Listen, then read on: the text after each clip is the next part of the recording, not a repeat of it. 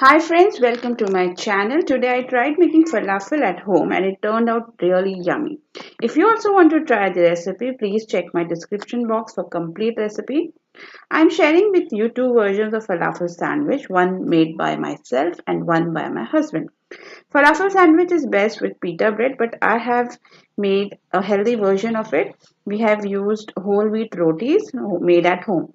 So let's see the basic ingredients.